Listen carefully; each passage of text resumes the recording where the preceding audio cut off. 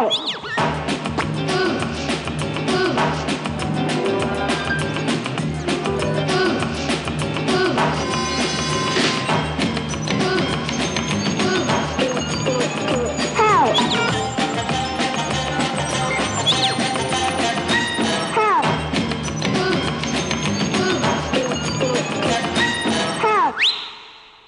Zigzag Expo, Robinson du vendredi qui sont bien sûr des Robinsons suisses, des Robinsons qui ont quitté leur île pour venir sur la nôtre, ici sur le lac de Neuchâtel. Nous sommes au large de Concise pour l'instant. Et aujourd'hui nous recevons deux Robinsons et leur tribu. Le principal des Robinsons se nomme Paul Roset. Vous le connaissez déjà, mais il est parfois un peu méconnaissable. Vous verrez ça tout à l'heure. Et l'autre, eh bien, c'est un chercheur fondamental, comme on dirait, ce qui ne l'empêche pas de gratter la guitare et de pousser la chansonnette. Vous ferez sa connaissance tout à l'heure aussi. Pour l'instant, quelqu'un qui aurait voulu être un artiste. J'ai voulu être un artiste pour pouvoir faire mon numéro. Quand l'avion se pose sur la piste,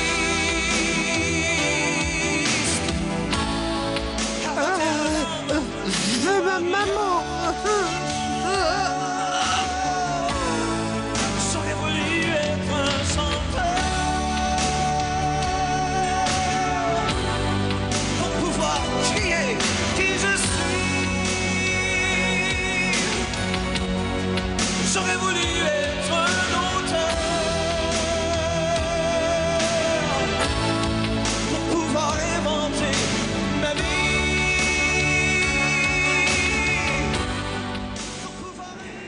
Il aurait voulu être un artiste, il aurait voulu être chanteur. Il n'a pas été vraiment chanteur, mais artiste il l'a été, il l'est encore à sa manière.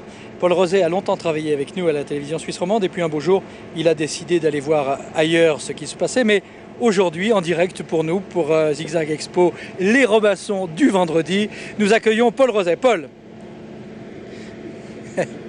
Alors Paul, bonjour d'abord. Bonjour Monsieur Descotes. Bonjour Monsieur, ça fait sérieux, oui. Alors Paul Roset, en deux mots, c'est quelqu'un qui a... vous connaissez son visage, vous ne l'avez pas reconnu, c'était lui qui chantait là à l'instant, ou qui faisait semblant de chanter pour case postale 387, c'était pas... ça date d'une dizaine d'années. Mais ce qu'on peut dire de vous, Paul, c'est que vous avez fait tout plein d'autres choses. Vous avez été syndicalement et politiquement très engagé, à gauche on peut le dire. Oui, j'ai essayé de lutter contre un certain nombre d'injustices dont je ne pouvais pas supporter l'existence et j'ai essayé par une très modeste contribution de changer un tant soit peu les choses. Alors parfois vous faisiez aussi un peu le zouave avec votre ami Roland Guer, qui est avec nous d'ailleurs en ce moment. Mais ce qu'il faut dire, c'est qu'un beau jour, vous avez changé d'univers. Vous avez quitté la Suisse romande pour l'Ardèche en France. Et c'est d'ailleurs du côté de ce petit bout de paradis, dans les gorges de l'Ardèche, que nous partons tout de suite.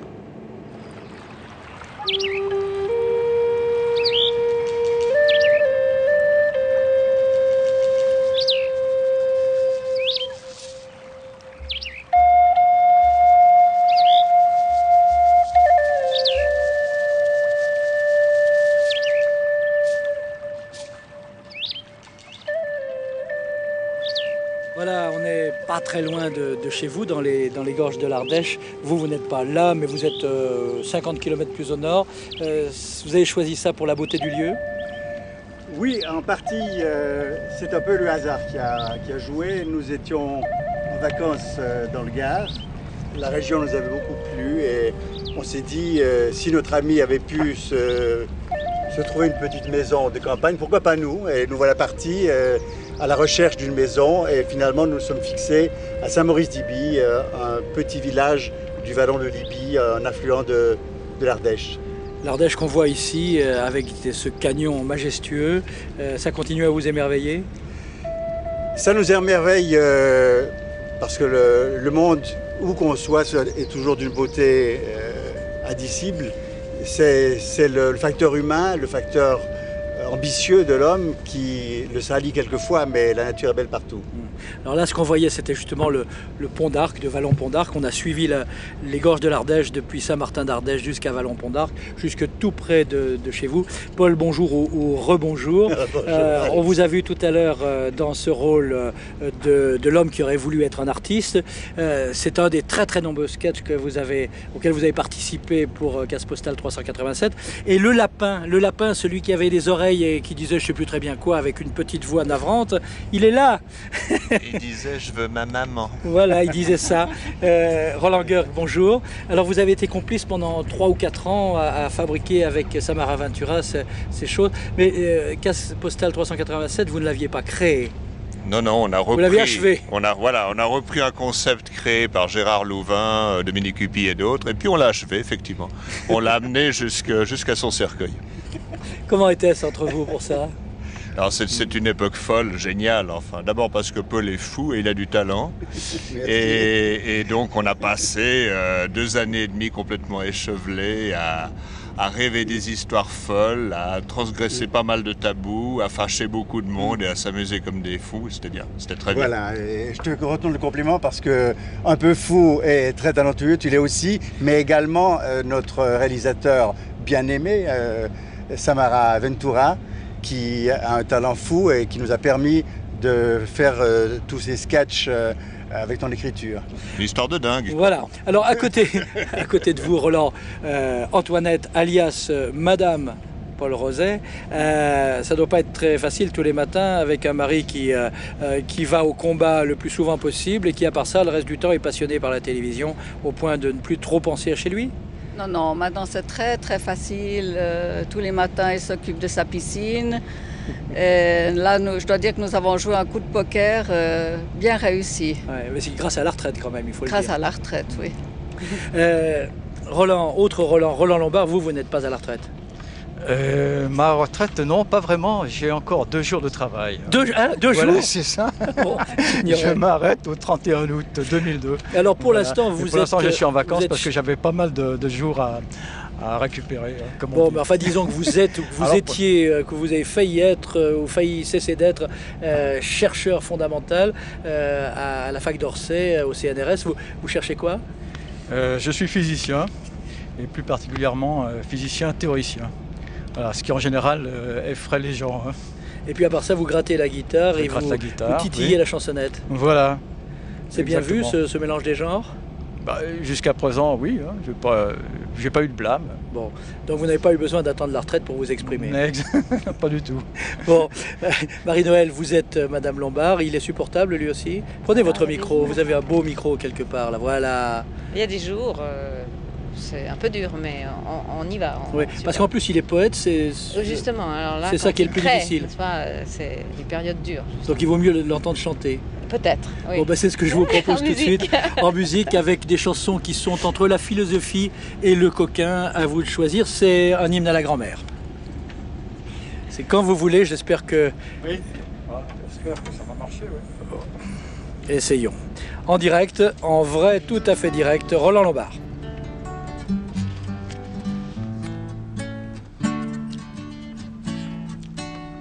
Ma grand-mère a des amants qui l'embrasse. Ma grand-mère a des amants qui l'embrassent gaillardement. Comme elle a les yeux. Oh là là là là. Alors, c'est pour vous dire qu'on est en direct.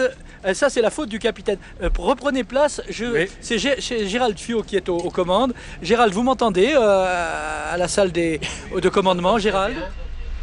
Alors, comment peut-on faire pour éviter ces vagues? Eh ben, c'est les iris, on ne peut pas les éviter en disant obligatoirement. Alors si on téléphone en disant qu'il y a une bombe à bord de l'Iris, on a une chance d'être tranquille? Tout à fait. Bon, alors je vous laisse le soin de téléphoner. Et puis nous, apparemment, l'Iris ne passant plus, on y va vraiment en direct. Et cette fois, la grand-mère n'a qu'à bien se tenir. Ma grand-mère a des amants qui l'embrassent. Ma grand-mère a des amants qui l'embrassent gaillardement. Comme elle a les yeux très beaux, il la gâte. Comme elle a les yeux très beaux, ils lui font plein de cadeaux. Les bigotes, les pisse-froids, font la gueule, font la gueule. Les bigotes, les pisse froids font la gueule à son endroit. Elle s'en fiche et suit sa cour. Elle soigne, elle soigne. Elle s'en fiche et suit sa cour. Elle soigne ses amours. Elle les caresse par jeu. Se repose, se repose. Elle les caresse par jeu. Se repose un jour sur eux. Mais quand ils sont dans son lit, elle les croque, elle les croque. Mais quand ils sont dans son lit, elle a fort bon appétit. Elle prendrait bien des gamins, mais ça manque, mais ça manque. Elle prendrait bien des gamins, mais on dit que c'est pas bien. Alors elle fait de son mieux, sans vergogne, sans vergogne. Alors elle fait de son mieux, se console avec les vieux. Bravo. Voilà. Voilà, revenez-nous en vous tenant, si vous voulez, au bastingage, Roland. Tenez, puisque vous êtes là, Marie-Noël, pendant que votre mari nous rejoint, prenez le micro et dites-nous un peu comment vous êtes rencontrés. Vous aussi, vous êtes suisses tous les deux? Tous les deux, absolument. On s'est rencontrés à Genève à l'âge de 17 ans ou même un peu moins. Et j'ai obligé mon mari à migrer vers la France, vilainement. C'est à cause de lui qu'il est parti? C'est moi qui suis coupable. Oui. Et pourquoi la France? Parce qu'on ne trouvait pas beaucoup de travail en recherche en Suisse. Je fais de la recherche en biologie, dans la prolifération des cellules. Voilà, et lui, il travaillait au Poly et il a trouvé aussi une possibilité à Orsay. Alors la chanson, pour y revenir, et la poésie, mais la chanson en particulier, on me dit que vous chantez de temps en temps sur une goélette, une chaloupe, enfin je sais pas très bien quoi, amarrée dans je ne sais quel canal de la région parisienne. Exact, oui. Une fois l'an, à la mi-janvier, je donne un récital de chansons sur une péniche qui est à quai, juste, quai Montebello, juste en face de Notre-Dame. Voilà. Alors votre inspiration apparemment est plus française que suisse quand même, si tant est qu'il puisse y avoir des... C'est vrai, oui, enfin il faudrait pas, on pourrait en discuter longuement. Mais c'est vrai que j'ai été nourri dès mon enfance du répertoire de Bruant, entre autres, des chansonniers de Montmartre, que j'écoutais beaucoup quand j'étais enfant. Et puis alors, à partir des années 60, j'ai commencé à découvrir les textes de Gaston Coutet. Bon, j'ai aussi apprécié beaucoup Gilles. Oui, vous chantez même Brassens, de l'art et très bien, je dois dire. Oui, quelquefois, mais pas tout seul. Je préfère être accompagné par une seconde guitare et un contrebassiste. Parce qu'en plus, votre monde de la chanson, c'est aussi le monde des copains, c'est un petit côté Brassens à cet égard. Voilà, c'est ça, exactement. Bon, on vous retrouvera tout à l'heure, bien sûr. À la télévision, qu'est-ce que vous écoutez comme chanson? Nous vivons sans télé et sans portable. Bon, comme ça, il va falloir qu'on vous apprenne tout ou presque. Donc, à la différence de Paul qui est à côté de moi, de Paul et de Roland, vous ne craignez pas les effets secondaires des films de violence, des films de terreur. Regardez un petit peu, c'était dans Casse Postal il y a une dizaine d'années. Terminator, Freddy, Mad Max, Poltergeist, Running Man. La chose et tant d'autres films encore. Roland, vous êtes là? Roland, qu'est-ce qu'il fait? Pourquoi il n'est pas là, Roland? J'ai pas peur.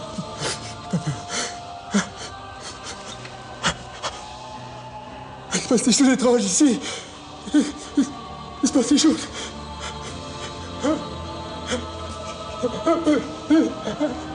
Ça va pas? Qu'est-ce qu'il a, ce garçon? Il regarde trop de films d'horreur, voilà tout.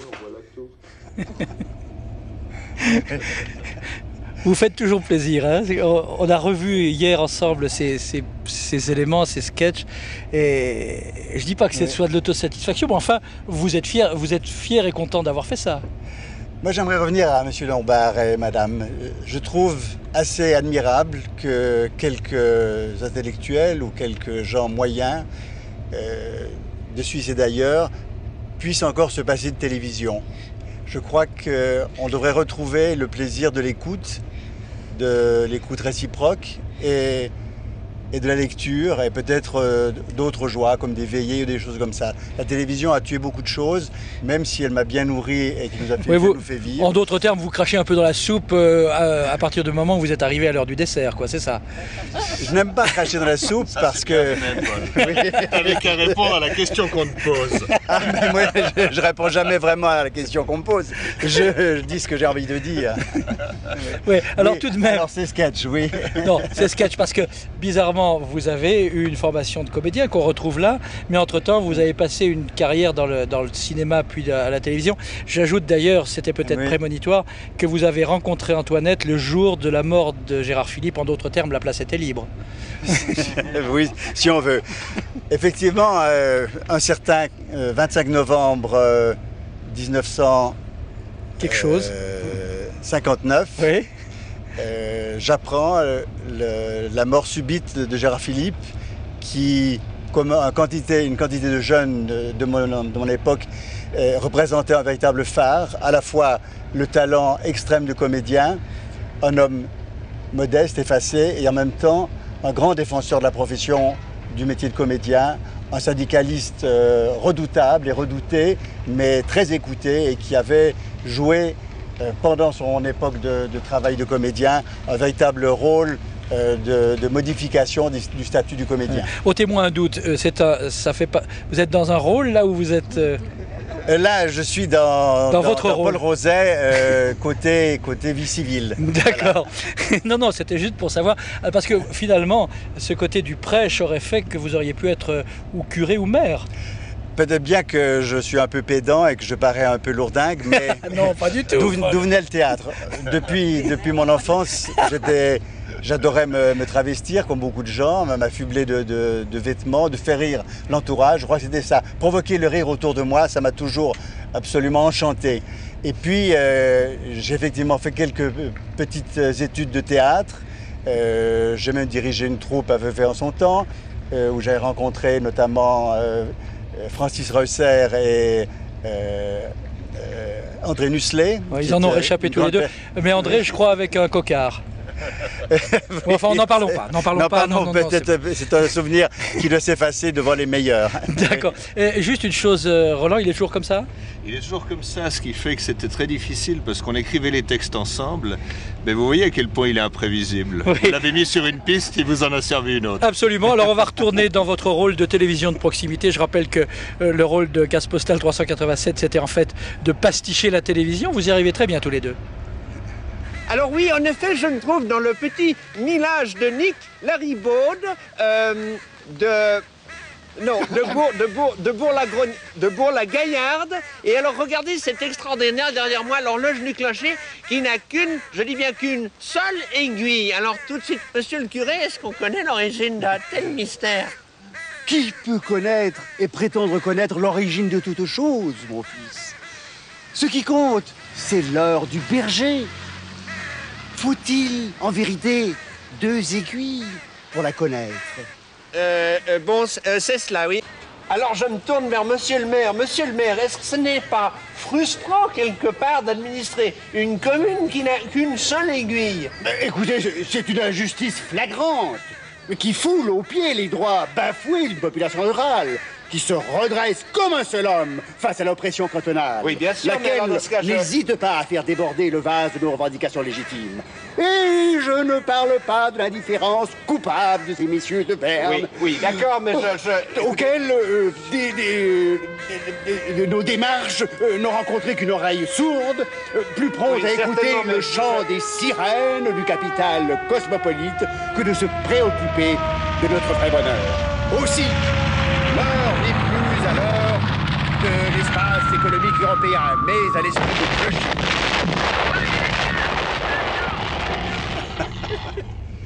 Et alors, Vous n'avez été, jamais été ni curé de la petite ville que nous voyons là, ni maire, mais vous y aviez quelques responsabilités, parce qu'en fait ça se passe à Aunay, canton de Genève. Tout à fait. Cette église qui en fait a été choisie pour servir de salle du conseil communal, j'y ai siégé, enfin j'ai usé mes fonds de pantalon avec d'autres et avec plaisir pendant 23 ans, jusqu'au moment où on m'a désigné comme président du conseil. J'ai trouvé que c'était le moment de m'en aller. Et je dois dire que je connaissais rien à la gestion d'une commune. Et j'ai appris beaucoup de choses sur le plan de la vie sociale, sur le plan des individus, de la valeur des hommes, des femmes aussi. Et je trouve que chacun devrait, s'il en a l'occasion, s'engager dans une fonction civique une fois ou une autre dans leur vie. Ils apprendront beaucoup. Il paraît qu'il faut avoir de bonnes chaussures. Oui, bah, c'est un souvenir que je raconterai peut-être pas aujourd'hui. Eh ben moi je le raconterai. Peut-être aviez-vous beaucoup appris d'un dénommé Khrouchtchev, mais apparemment quand ça n'allait pas, vous vous déchaussiez et vous tapiez sur le pupitre. Oui, en fait, je ne l'ai fait qu'une seule fois et je dirais presque à mon corps défendant, c'est-à-dire presque inconsciemment. Nous avions dans cette commune qui a toujours été à majorité bourgeoise, nous représentions, nous, la gauche, et je dirais le Parti du Travail, le Parti communiste. Le Parti du Travail. Nous avions été exclus de la présidence de ce conseil pendant 20 ans. Et un de mes collègues devait absolument accéder à cette présidence. La place lui revenait et il a fallu une cabale de ces messieurs de droite pour empêcher qu'il soit désigné. Ça a provoqué en moi un tel sentiment d'indignation et une injustice à l'égard de notre parti, un véritable ostracisme, que sans réfléchir à rien, j'ai déchaussé ma bottine et j'ai tapé sur le bureau. Le président, heureusement, était socialiste, enfin social-démocrate, comme on dit chez nous, et il a eu la gentillesse de ne m'affliger qu'un blâme et ne pas me faire expulser par l'agent municipal. Oui, d'habitude, vous aviez du talent, et là, vous aviez du talon, quoi. Voilà, on peut dire ça, si on veut faire des jeux de mots. Roland, vous saviez que c'était un peu cloche-merle, comme ça, un cloche-merle sérieux, parce que Paul est sérieux. Aunay, oui. était cloche-merle. Vous notez ça sur vos tabelles, vous pouvez revenir quand vous voulez. Hein. Oui. Mais vous savez, on a encore une très très bonne amie qui habitait à Aunay dans les années 50 et qui était maquilleuse à la télévision suisse romande. Ah oui? Et dans les années... en 61, elle s'est mariée, elle est partie pour Zurich avec son mari. Quoi. Voilà. Elle a Donc pris on connaissait un petit peu une autre poudre d'escampette. Voilà, Exactement. Je ne l'ai pas connu, bien que... Non, je pense pas. Nous étions à Aunay à partir de... Antoinette? Oui, mais même à peu près à partir de 66, 67. La famille Prota, ça vous dit quelque chose? De nom, oui, mais je ne l'ai pas connu. Je vous laisse feuilleter le registre d'état civil, ça me semble quand même relativement plus simple, parce qu'on va revenir à la télévision et au cinéma, car vous avez failli être Jean-Luc Godard, et vous n'avez été que Jean-Luc Bobard. Oui, non, c'est-à-dire, je ne sais pas si ça m'interpelle, mais vous, comment est-ce que vous vivez ça? Je veux dire, cet accouplement incestueux entre le père cinéma et la fille télévision, fille dont vous êtes l'enfant naturel. En fait, vous êtes un Simpson vous-même. Comment est-ce que vous sentez cette filiation? Oui, alors, le Bobard, on le reconnaît tout de suite. Et il est quand même brillant, hein. Ouais. Bah, moi, ça m'étonne encore aujourd'hui. Mais moi aussi, je suis étonné. Parce que grâce à une maquilleuse avec des mains d'or, ou très talentueuse plutôt, parce que là, on n'en a pas forcément, elle avait réussi à transformer ma gueule en Godard avec un petit faisceillement sur la langue. Mais ça, c'est pas la maquilleuse. Ça, c'est toi qui l'avais. Voilà. C'est toi qui l'as trouvé. Mais le look, l'image, c'est quand même ces petites mains de la télévision, du maquillage qui ont réussi ce miracle. Alors, ce qu'il faut dire tout de même, c'est que cette télévision qui a passionné des gens pendant 3 ou 4 ans, il y a une dizaine d'années, c'était une télévision faite de briquet de broc. Oui, bon, là, typiquement, on se pastichait. Là, bon, on peut reconnaître d'ailleurs un peu spécial cinéma, c'était le but. Et moi, j'adorais imiter très maladroitement Christian Defaille, parce que c'était quand même une des rares vraies stars de la TSR. Quand Delon n'était pas là. Voilà. Oui. Et absolument. Oh, quoique. Et c'est vrai que ce qu'il y avait de miraculeux, c'est qu'on a pu pendant près de 3 ans, fonctionné en piratant littéralement ce qui traînait. Les décors étaient faits de récupération que le réalisateur Ventura allait chercher quelques jours avant. Il allait voir un accessoiriste, il dit « Tu me ramasses ce mur, ce truc, cette colonne, ce bidule, tu me mets tout ça dans le studio. » Et ça tournait comme ça. On devrait recommencer à travailler comme ça, si on pouvait. Si on pouvait, oui. Est-ce que vous pensez aussi qu'on pourrait annoncer la météo en chantant? Non? À qui demanderiez-vous? Moi, je pourrais chanter un petit quelque chose, seulement les premières notes. Sur nos monts, quand le soleil d'un brillant éveil annonce le lever. Bon, il manque les notes. La Suisse est un pays d'une beauté incommensurable. Et en plus, il va faire beau, c'est Marie Métral qui nous l'annonce.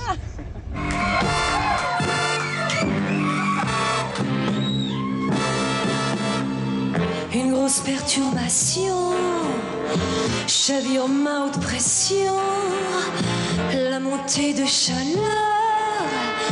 les bouffées de moiteur, c'est l'orage qui gronde, tempête sur les ondes, c'est la météo.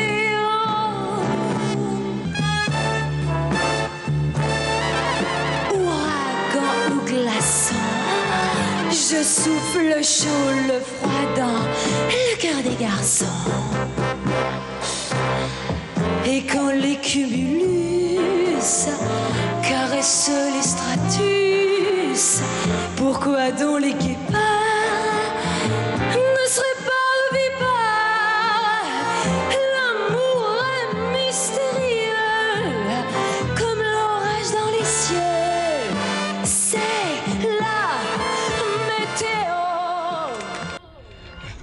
Écoutez, je vous propose, puisque les applaudissements ont été coupés, qu'on applaudisse Maria Métral, car c'était bien elle. Hein? Alors vous l'aviez recrutée comment? Mais parce qu'elle avait été accusée par un spectateur d'avoir confondu nicher, se ferreur et porter. Une histoire de guépard, des petites images de fin de météo, elle avait dit une nichée de guépard. Alors on lui avait écrit ce blues, je suis très fier des paroles parce que c'est très sensuel, je trouve que Maria est sublime là-dedans. Et ça lui permettait de dire qu'on pouvait confondre les guépards avec des ovipares, enfin bref. Et vous avez vu que Paul Roser ressemble quand même un peu à Arlette Laguillet là-dedans. Comme quoi ses opinions politiques ne sont pas incompatibles avec le spectacle. Encore que je ne suis pas tout à fait sûr qu'entre le Parti du Travail et Arlette Laguillet... Tous ceux qui défendent la condition des travailleurs et le social, qu'ils soient de droite ou de gauche, sont les bienvenus. Et on m'en estime. Vous êtes en train de fonder un parti là? Non, vous savez que Chevènement a essayé. Le mien est en train de sombrer, pas heureusement comme Idée Suisse là, qui se porte plutôt bien, en tangue légèrement, mais le cap est bon. Par contre, le Parti Suisse du Travail, oui, me fait beaucoup de soucis, c'est vrai. Vous l'avez quitté, vous en êtes toujours membre? Non, mais on ne quitte pas. On n'entre pas dans un parti dit communiste que nous ne sommes pas vraiment. Ça ne se quitte pas, on y reste jusqu'à son dernier jour. Et peut-être même au-delà, que sais-je. On y revient. Tu veux un mausolée, c'est ça? Un bout de travers peut-être, mais pas un mausolée. Nous nous engageons, prenez votre micro, Marie-Noël, quand vous voulez intervenir, mais nous nous engageons à défiler au pas de loi le jour où vous aurez un mausolée. Ah oui, d'accord, parce que les défilés du 1er mai, j'en ai fait au moins pendant 31 ans. Et j'invite tous les Suisses qui ne sauraient pas que faire le jour du 1er mai de penser d'abord au 9 novembre 1932 où l'armée a tiré sur la foule dans des contextes très, très difficiles et très tumultueux à Genève et dans le reste de la Suisse et de l'Europe aussi. Et puis je pense qu'un peu d'engagement, ce serait pas mal. Par exemple, demain, il y a une manifestation à Berne contre la réduction du taux d'intérêt pour les caisses de pension voulues par le Conseil fédéral. Il me semble que ce serait pas mal, que certains y allaient également. Alors engagement pour engagement, à Concise, qui est juste derrière nous ce soir, il y a une soirée de jazz. Enfin, je vous le dis comme ça. Peut-être pas vous pouvez aller aux deux. En plus, c'est vrai. C'est sûrement vrai, mais moi je préfère le classique au jazz. D'accord. C'est peut-être que j'ai des mauvaises lettres. Et le classique, c'est les manifestations à Berne. Ça fait partie des classiques. Non, ce sont deux choses très différentes. À partir du moment où j'ai pris ce qu'on appelle une retraite, puisque justement on veut nous retirer une partie de nos intérêts sur notre rente de retraité, eh bien j'ai voulu couper totalement avec la vie précédente. Ouvrir une nouvelle page, écrire quelque chose de nouveau, axé sur le thème de l'amitié, la première chose et la plus importante à mes yeux, avec l'amitié et l'amour, bien sûr. Chacun le ressent et le conçoit comme il veut. Et puis ensuite, de me consacrer à la lecture, à la musique, notamment l'écoute de la musique classique. Mon frère jumeau et moi sommes des passionnés de musique classique et on en connaît un petit bout. Ouais, s'il n'est pas là, c'est qu'il vit à Montréal, votre frère. Voilà, exactement. Oui, la moitié de moi-même, mon frère jumeau Jean Rosé vit à Montréal. Mais on se voit de temps en temps. Il ne faut pas trop d'un continent pour les héberger, ces deux-là. Non, là on est bien d'accord.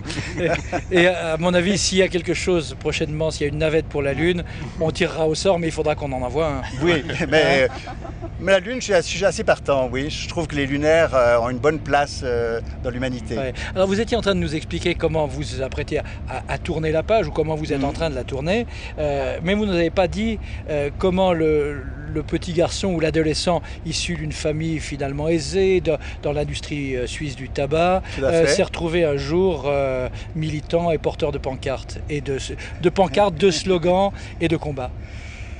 Comment on arrive à cette prise de conscience? Eh bien, ça a été très lent, parce que la politique me paraissait, comme on l'enseigne à tout un chacun, une chose sale, dégoûtante, méprisable, tous des pourris, tous des vendus. Et ça a duré jusqu'à mai 68, en fait. Et à ce moment-là, il s'est fait un petit déclic dans ma tête. En Suisse, on est toujours un peu en retard. À la télévision romande, on a eu un conflit de direction à une époque où le poids de la structure administrative était devenu trop lourde pour les créateurs que nous croyions ou espérions être. Et un certain nombre de journalistes et de réalisateurs, d'assistants et d'autres ont décidé de convoquer tout le personnel disponible dans un studio qui était en construction, le studio 4 à l'époque, avec du béton. Et on a tenu un meeting pendant toute la journée. Cette journée d'interruption de travail a été suivie presque à notre corps défendant par l'ensemble du personnel, ce qui fait que les programmes n'ont pas été diffusés le soir. Alors naturellement, patatras dans le Landerneau, une télévision qui ne donne pas de programme. Bon, on avait heureusement trouvé un film diffusé depuis un émetteur de Berne, en assez mauvaise qualité d'ailleurs, mais avec l'admirable Audrey Hepburn. Alors vous faisiez quoi? Vous étiez à la manifestation ou vous étiez devant votre télévision en train de regarder Audrey Hepburn? Expliquez-moi. Eh bien, peut-être que je me réjouissais que le public puisse voir My Fair Lady, qui est une œuvre tout à fait remarquable, mais il est bien certain que dans nos cœurs, le palpitant sonnait très fort et que nous avions vraiment l'intention de changer quelque chose. Et ça a été le début? Alors c'était le début de mon engagement, oui. Parce qu'ensuite, naturellement, il y a eu quelques problèmes. Je veux dire que on n'aime pas trop dans l'entreprise qu'on crache de la soupe, puisque je semblais faire déjà dès le début, donc je ne change pas beaucoup. Toujours est-il que j'ai connu quelques travers, quelques revers à la télévision suisse romande, mais en définitive, il ne faut pas, comme on dit vulgairement, péter plus haut que son derrière. J'ai fait une carrière d'assistant de réalisation. J'ai eu la chance de finir ma carrière professionnelle avec Zigzag Café, avec Jean-Philippe Rapp et toute son équipe, et mon ami Alex Descotes. Ça commence à faire copinage. Là, et Roland qui n'est plus si loin. Oui, ça commence à être drôle. C'est un scandale. Oui, je ne sais même pas si on est encore à l'antenne. Mais par contre, j'aimerais bien parler un peu de la démocratie de village. Alors on y reviendra parce il faut d'abord aller voir un peu les villages. D'accord. Moi, ce que je vous propose, c'est qu'on continue sur l'engagement, parce que chez vous, on sent qu'il y en a un petit peu aussi, un petit peu beaucoup. Et puis pour certains, même s'ils sont suisses, quand ils vivent en France, le déclic, ça a parfois été la guerre d'Algérie et ses suites. En tout cas, à vous entendre certaines de vos chansons, c'est le cas. C'est le cas, oui. Ouais. Alors je vous propose de poser ce micro-là, de vous approcher de l'autre. On espère qu'on ne va pas croiser d'iris et que vous avez... Arrêtez les vagues, oui. On a arrêté les vagues. Vous stoppez les vagues là, s'il vous plaît, car Roland Lombard va chanter. On est prêt. Mais Alexandre, tu peux mettre la main sur le dossier. Le monde s'arrête. Roland Lombard. Je vous en prie. Jamila. À vous, Roland. Et en plus, si la chanson fait des vagues, on sera bien. Hein. Absolument.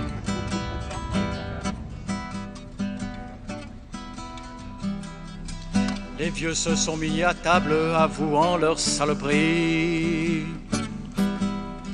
Ils ont évoqué les sables et la guerre d'Algérie. Les colons, les militaires, les bidasses, les vanités, les maquis, les tortionnaires, les violets, les médaillés. Jamila, tu n'avais pas 20 ans. Ta vie n'était plus qu'une impasse. À quoi bon fêter le printemps quand les printemps sont dégueulasses? Un univers de carnage encadrait ta liberté. Combien de prises d'otages, de paysans massacrés. Auprès d'un puissant margel, combien d'enfants du malheur attendaient que l'on grenelle les tombes de quelques fleurs. Jamila, tu n'avais pas 20 ans. Ta vie n'était plus qu'une impasse. À quoi bon fêter le printemps quand les printemps sont dégueulasses? Pas de repos les frangines, la relève est toujours lui. De l'Atlas à Constantine, aux quatre coins du pays. Par ces femmes qui refusent, en s'accrochant au destin, les enfers et les cambuses, le bagne des puritains. Jamila n'avait pas 20 ans. Ta vie n'était plus qu'une impasse. À quoi bon fêter le printemps quand les printemps sont dégueulasses? L'orage et le vent, les sables ont soufflé sur l'Algérie. Les vieux se sont mis à table en tenant leur litanie. Le ciel, en pleurant ses lunes, tourne son calendrier. La mer vomit sur la dune les restes d'un madrier. Bravo. Bravo Roland. Merci Roland. Merci Roland, revenez-nous. Quand vous êtes parti, vous parliez du moment où vous avez changé un peu de vie, Paul, récemment. Oui. Quand vous êtes parti pour l'Ardèche, vous ne pouviez pas ignorer que c'était un peu la terre d'élection de Jean Ferrat. Non, bien sûr. Beaucoup de camarades avaient été rendre visite à Ferrat. Il a animé la fête de la mutualité pendant des années. Et il a été même maire un court instant de son village, Entraigues, au-dessus de Vals-les-Bains. Merci Antoinette, oui. Donc effectivement, pour nous, pour l'Ardèche, Jean Ferrat c'est devenu une espèce de statue vivante. Et quelquefois je me dis, lorsqu'on le voit jouer à la pétanque sur la place du village, et il le fait presque tous les jours, combien touche-t-il de l'office de développement du village pour figurer comme ça? En fait, il ne figure pas du tout. C'est une figure emblématique. Il ne touche pas surtout. Bon, non, alors simplement, voyez, il est inarrêtable. Hein, il est inarrêtable. Est-ce qu'on peut revenir la semaine prochaine? Vous gagnez en deuxième semaine, Paul. Ah d'accord, bien. Donc, je voulais simplement vous emmener, non pas vers la bolle de Florine, mais vers la boldochevique, la bonne tisane pour votre foi à vous. Ferrat, c'était à Nyon en 72. C'est sacré syndical, Si ce sacré syndicat vous démolissez le foie. vous démolisse le toit, Si devant les grandes grèves, votre estomac se soulève. Si les manifestations si les manifestations font sauter votre tension. font sauter votre tension, Si devant l'unité d'action, vous frisez la congestion. Votre régiment est la cause, un petit changement s'impose. La bolchevique, la bolchevique, la bonne tisane du bourgeois. La bolchevique, la bolchevique, la bolchevique vous guérira.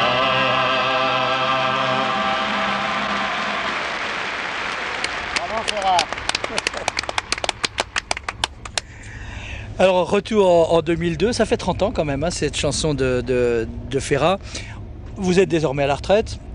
dans une petite maison Oui, mon cher de Alex. l'Ardèche, avec une petite voiture décapotable, une Méhari bizarre. Tout à fait, oui. Ah. Oui, le dernier modèle du genre. Oui. Et le village s'appelle Saint-Maurice-d'Iby. Je vous propose qu'on y aille tout de suite. C'était le 15 août, pour la fête du 15 août, car désormais vous rendez service aussi à la Vierge Marie. Oui. Pourquoi pas? Alors voilà la région que vous habitez. C'est une région de collines et de soleil. Vous parliez tout à l'heure des conditions qui vous ont fait découvrir ce petit bout de maison. Et voilà le bolide avec lequel tous les jours vous vous rendez au village de Saint-Maurice. Roland Goerg, vous n'hésitez pas à poser des questions, puisqu'en fait vous n'êtes jamais allé chez Paul depuis qu'il a quitté la Suisse. C'est dommage parce que j'ai moi une maison pas très loin de l'autre côté du Rhône en fait, dans le Vaucluse. Et puis on se promet de se voir. Et puis c'est ça les grands bourgeois retraités dans leur vignoble. Ça se parle plus. Merci bien. Pauvre Paul, oui, ils sont en train de se moquer de vous là. Vous voilà. N'est pas une injure. Non, mais enfin, vous avez mis un petit peu d'eau dans votre vin et dans votre pastis. Jean Ferrat dans sa... C'est même l'appellation de certains vins quand même, faut être sérieux. Oui, il y a des crus bourgeois. Il y a des crus bourgeois. Alors, voilà le village, et c'est le 15 août, c'est la fête chaque année, bien sûr. C'est la fête votive. Il y a même notre petite fille, la Doria, qu'on voit maintenant au premier plan, qui est passionnée de dessin. Et mon ami artiste a créé un concours de dessin pour les enfants à l'occasion de ce 15 août. C'est elle, Doria. Alors on la salue. Doria, où est-elle en ce moment? Elle est à Genève, au quartier de la Jonction, et elle suit son instruction. Donc il y a des chances qu'elle nous entende. Doria, un petit bonjour. Et voici donc la fête à laquelle tout un chacun participe, pas de professionnel des défilés, chacun met la main à la pâte, on l'a dit sous le regard de la Sainte Vierge. Ça vous va ça, le militant communiste et syndicaliste, pas de problème? Moi ça me va très bien parce que ce village que je connaissais peu... Le pastis aussi que vous servez vous va bien, tout va bien. Oui, alors le pastis, j'ai fini par avoir une tendinite à force de renverser la bouteille. Non pas par terre bien entendu, mais dans les petits verres qui servent au pastis aux joueurs de pétanque. Toujours ces tremblements, hein, terribles. Voilà, ça donne des tremblements terribles. Sale coquin, va. Bon. Oui, ce village, j'aimerais dire juste une toute petite chose parce qu'on a très peu de temps. Il m'a appris une chose que je ne connaissais pas, c'est la vraie démocratie. Il y a 6 ans, c'est mis en place sur une liste plutôt sociale un maire qui ne tenait pas compte de son conseil, qui ne tenait pas compte non plus, disons, des formes qu'il doit respecter dans son conseil. Et finalement, il a été déposé et c'est un nouveau maire qui a pris sa place en essayant de réapprendre à ceux qui l'auraient oublié ce que c'est que le respect d'un collège, d'un conseil, de la concertation pour arriver à des solutions acceptables pour tous. Alors, éloge de la démocratie. À l'instant, tout à l'heure, vous faisiez l'éloge de l'amitié. Je vous propose qu'on aille retrouver Albert Azoni, Pépone, comme je l'appelle, hein, oui. Et c'est lui qui va nous expliquer comment il ressent le fait d'être, je dirais, un peu parachuté dans ce pays d'Ardèche. D'abord, quand on n'est pas ardéchois, on est forcément étranger. Vis-à-vis des autochtones, on est étranger, mais enfin, il faut s'y faire. Et ensuite, eh bien, c'est le soleil d'abord, et puis la nature. Et puis pour moi, l'Ardèche, c'est le paradis. Charles Aznavour disait que la misère lui semblait moins dure au soleil, mais c'est vrai, le soleil apporte quelque chose, apporte la bonne humeur. Il y a aussi la pétanque. Alors la pétanque, elle existe de partout en France. Dans la région parisienne, on joue beaucoup à la pétanque, mais c'est vrai qu'ici, c'est quand même une autre dimension. Et puis, c'est une passion, on l'a ou on ne l'a pas, et c'est bien. Et quand on a envie de s'intégrer, on entre aussi en politique ici. On peut avoir une place même quand on n'est pas du lieu. La politique n'est pas la priorité ici. Bien sûr, il y a la politique comme partout, mais ce n'est pas la priorité. Chacun a ses idées, se les garde, mais il n'y a pas on pourrait dire de la publicité, de dire dans mon parti c'est comme ça ou dans le vôtre c'est autrement. Non, non. Je trouve que la région n'est pas très politisée, c'est très bien. on arrive à un âge où on s'efforce d'être tolérant. Donc, bien que je sois, moi, d'un côté à gauche, j'ai des amis de droite, ça n'empêche rien. On ne juge pas les individus à leur étiquette politique, mais pour ce qu'ils sont, quoi. Mais la priorité, c'est pas la priorité dans la région, la politique. Et Paul Rosé, ben ma foi, on parle pas trop de politique entre nous, bien que c'est même pas la peine, puisque de toute façon, on se comprend très bien. Oui, ça c'est l'éloge de la tolérance, comme disait je ne sais plus qui, la tolérance, il y a des maisons pour ça. Oui, bon, c'est un mauvais jeu de mots parce que c'est probablement la plus grande des qualités humaines, mais on a tendance un peu à l'oublier, à la galvauder. Vous le disiez, vous vous intéressez à la musique, à l'art aussi? Bien sûr, les yeux c'est fait pour voir. Et l'un de vos amis se nomme Bernard Vincent. On va entrer à pas de loup dans son atelier, dans sa maison. Bernard Vincent qui lui aussi est quelqu'un qui est arrivé dans la région, qui n'en est pas originaire, mais qui a tissé ses racines. En 2 mots, pour vous, qui est-il? Bernard et Albert, ce sont nos 2 meilleurs amis actuellement à Saint-Maurice-d'Iby. Et je pourrais, et ma femme non plus, Antoinette, ne pourrait pas vivre sans eux. On va voir, j'espère, Bernard Vincent dans sa maison. Voici une de ses œuvres, voici cette maison. Vous avez choisi d'être en dehors. Lui a choisi d'être au centre de ce village ancien. Et c'est fantastique, il a réussi à concilier les 2 choses. Il n'a qu'une ruelle à traverser pour passer de son domicile à son atelier. Et dans cet atelier, il y a toutes sortes d'essais. Le dernier porte sur la philosophie du siècle passé. Fragment d'une tentative de commentaire concernant l'expiration du XXe siècle. Oui, c'est une tentative, c'est vraiment une tentative et des fragments parce que c'est des petits bouts. C'est une tentative de raconter un petit peu l'histoire d'un siècle de manière à la fois imagée et un peu abstraite dans une technique complètement manuelle.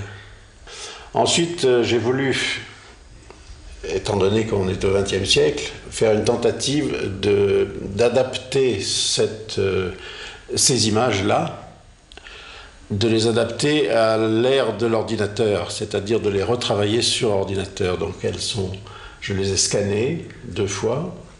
J'en ai pris une partie qui raconte une autre histoire, une espèce d'histoire de l'humanité, avec les petits bonshommes qui sont repris, eux, avec une technique, la technique classique du pinceau et de la main. Et donc, c'est une petite histoire, une histoire de l'humanité qui se finit ici. Ensuite, j'ai repris ces images, enfin ce fond d'images que j'ai coloré sur l'ordinateur, et j'ai pris, en hommage à nos ancêtres peintres du XIXe siècle, c'est-à-dire de la fin de l'autre siècle, j'ai piqué des images de leurs tableaux, ce qu'on appelait les pompiers, que j'ai incrusté dans ces images plus modernes, quoi, enfin plus actuelles. Voilà. C'est donc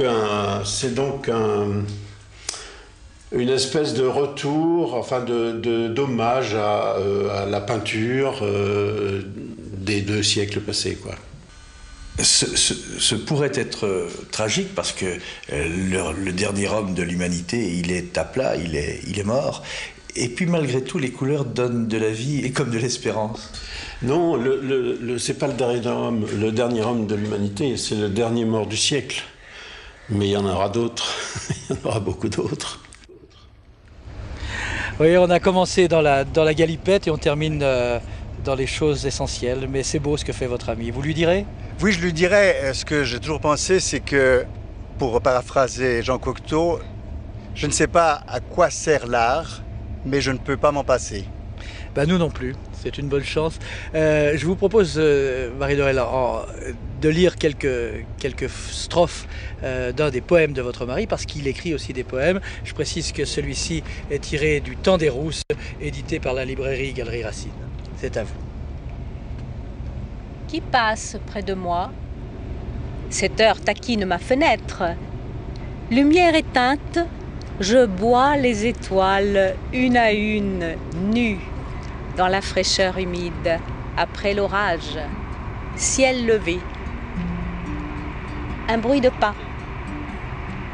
Les ventres des toits gargouillent, frivolité de l'eau fécondant les éponges. Les pierres bruissent, sèchent leurs pleurs. La nuit, sur un piano anémique, esquisse une gavotte. Chaque doigt méticuleusement orné des néons d'une boutique. Un bruit de pas entame le pavé. On a fermé au loin une porte de grange. Un chien gueule sur la route. Une effraie secoue ses ailes. Figé dans l'embrasure, j'allume un cigare. Protestation du briquet qui courrouce un temps ralenti. Son œil de noctambule répond au silence, au grésillement des ténèbres. Un léger vent. Les foins l'emportent sur les effluves de terre abreuvée. Et ce bruit de pas qui longe ma fenêtre sans me regarder. Magnifique. Bravo. Très beau texte. Voilà, et bien tout de suite, si vous le voulez bien, une ultime chanson. C'est à vous, Roland Lombard, en direct. Le fourneau grince ici, le feu bavarde, la soupe aigrie endort le poids des ans. Un vieux renacle en bourrant sa bouffarde, d'un tabac vert qui mord à pleines dents. J'ai pris un sort que la goule teigneuse, jette en douceur espérant me duper. Près de l'étang s'éveille une chanteuse qui coasse et roule sa mélopée. Le vent du nord souffle sur l'église, sur le préau où jouaient les enfants. Le soir descend, on ferme la remise, la nuit apporte ses envoûtements. Adolescent, on cirait sa moustache, on savourait la fête et le printemps. C'est en goûtant le fer et la cravache que l'oppression file un jour accablant. On ne sait plus où passe l'olivette et notre esprit peut bien se courroucer. Saturne est là réclamant sa courbette quand la mémoire s'apprête à danser. Le vent du nord souffle sur l'église, sur le préau où jouaient les enfants. Le soir descend, on ferme la remise, la nuit apporte ses envoûtements. On vit sa vie, on rit, on s'accoutume. Passe le char, on dit c'était Louis. Mais les Louis s'en vont et l'amertume ne peut masquer un chagrin inouï. Tout un chacun tient sous sa carapace un vieux flambeau prisonnier du chenal, où s'affolou que s'avance et dépasse le champ borné de l'horizon banal. Le vent du nord souffle sur l'église, sur le préau où jouaient les enfants. Le soir descend, on ferme la remise, la nuit apporte ses envoûtements. L'été repu se disloque et s'affine. Sur le pavé, quelqu'un marche en sabot. Passe le mur, longe les aubépines. Passe soufflant et meurt au petit trot. Des bruits de pas, il en pleut dans la ville, qui scande le va-et-vient des passants. Celui-ci dans l'ombre du soir instille un dernier cri, un dernier battement. Le vent du nord souffle sur l'église, sur le préau où jouaient les enfants. Le soir descend, on ferme la remise, la nuit apporte ses envoûtements.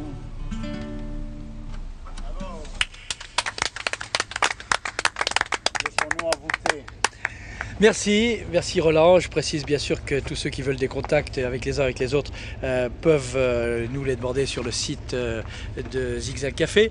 La semaine prochaine, vendredi prochain, nous recevrons un petit Appenzellois dont je vais vous montrer la photo maintenant. Il se prénomme Chanda Sangwa, il est Appenzellois, il le crie bien fort, son papa aussi, que vous voyez là au centre, et sa maman. Ils sont tous les trois musiciens, et Chanda est devenu une vedette, il a tout juste 8 ans, une vedette au Zaïre, enfin au Congo ex-Zaïre. Il sera avec nous la semaine prochaine, lundi ce sera bien sûr Jean-Philippe Rapp, et ce que je dois dire c'est qu'il est temps que nous nous quittions. En 2 mots, vous avez un châle et un micro d'ailleurs, un châle qui n'est pas tout à fait anodin. Un mot? Oui, ben ça a été tissé par des artisanes dans la région de Ramallah. C'est des femmes qui font les traditions des grands-mères en tissage point de croix. Et elles font des très belles choses. Quant à Paul, actuellement il lit Une autre Suisse. Oui, Une autre Suisse, c'est une découverte d'un journaliste français qui, après le rapport Bergier, auquel je souscris totalement, a voulu montrer que la Suisse, ça n'était pas seulement ça. Au contraire, il y avait plus de 80% de Suisses qui ont lutté et qui ont défendu la cause anti-nazie. Tout à fait. Voilà, merci à vous tous en tout cas. Lundi, Jean-Philippe Rapp, vendredi, d'autres Robinson du bout du monde, Robinson du vendredi. Merci à tous et bravo. Merci Alex. Je souffle chaud, le froid dans le cœur des garçons. Et quand les cumulus caressent les stratus, pourquoi donc les